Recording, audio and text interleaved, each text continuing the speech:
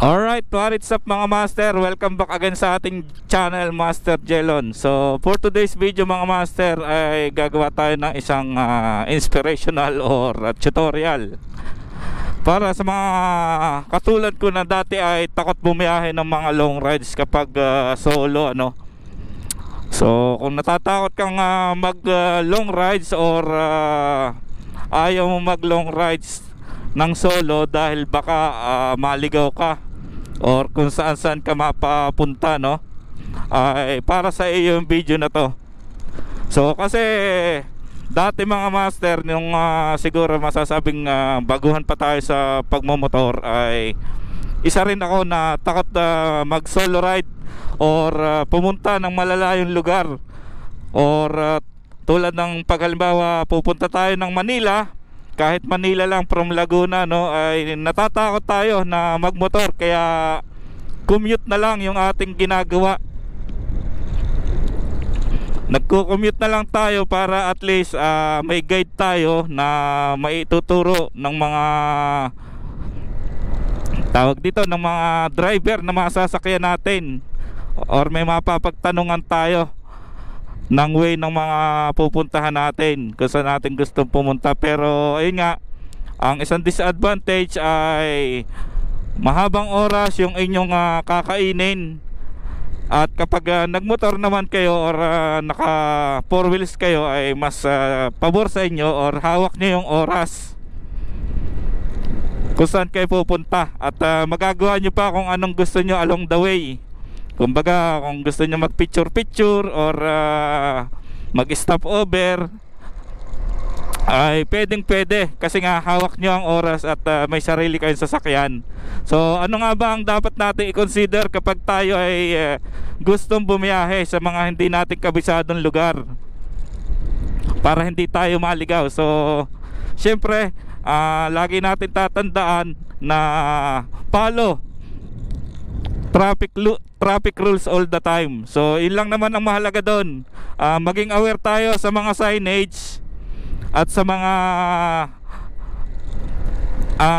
tawag dito, mga sign na nakikita natin sa kalsada, tulad ng no left turn, no entry. Yan yung mga dapat nating iwasan, kasi once na na-violate mo yan at may enforcer na nakakita sa'yo, ay matik ay may ticket ka na agad or titikitan ka. Although pwede ka naman makiusap, sabihin mo lang bago ka pa lang sa lugar na yon, at ayun, nagbe-base ka lang sa kung saan pwedeng dumaan. Tapos ayun, isa pa, kung ikaw ay may cellphone or gusto mong gumamit ng Waze, ay dapat meron kang ganitong CP holder. So dyan mo kukunin yung navigation na map mo, which is dapat kapag naka navigation map ka ay huwag kang magmabilis. Lagi kang alerto or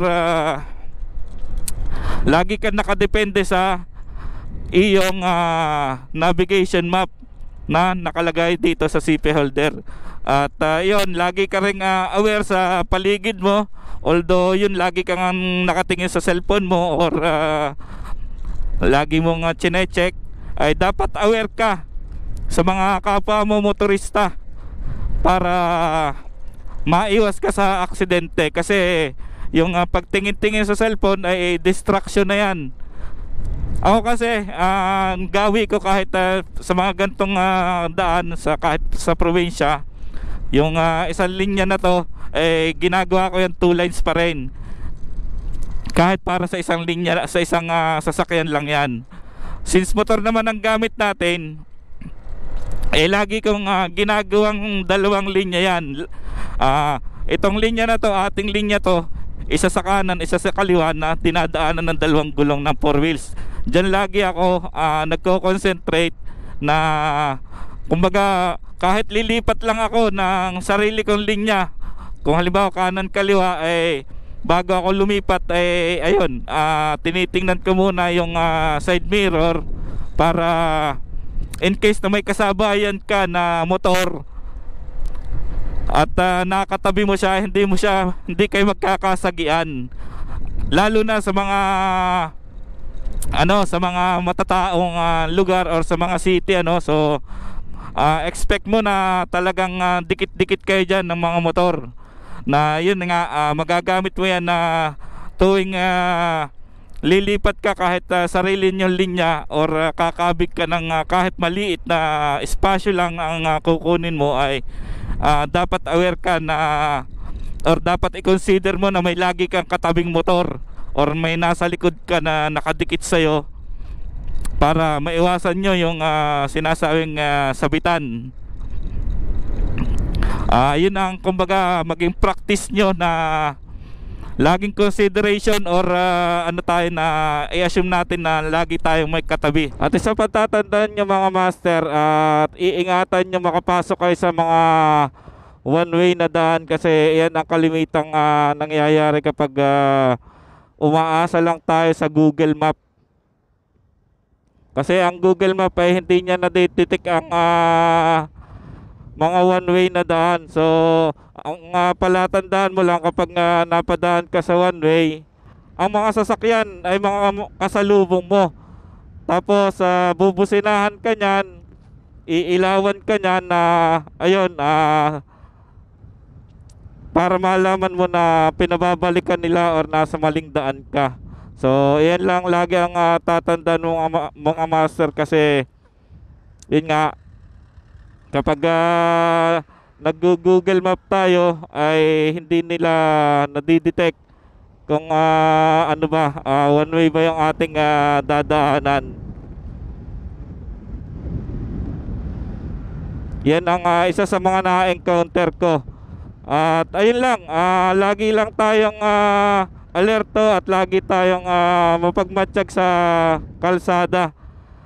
Iyan ang usually na ginagawa ko kapag sumasali ako ng endurance, which is yun nga, hindi natin alam yung mga pasikot-sikot, kasi nga first time natin dumaan sa mga ganong lugar, or first time nating mapadpad sa mga ganong daan.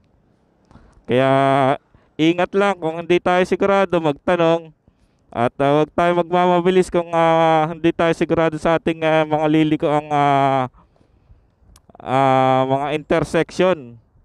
Kung naasa kayo sa Google Map, kapag may nakita kayong intersection, or binabalaan na kayo ng Google Map na may lilikuan kayo, ay mag-slow down na kayo.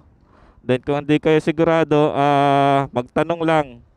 Pero usually naman kapag Google Map ang gamit mo, ay dadalhin at dadalhin ka niya sa gusto mong puntahan, basta susundin mo lang yung itinuturo niyang daan. So ayun mga master, sana may natutunan kayo sa video to, at ayun, huwag kayong matatakot.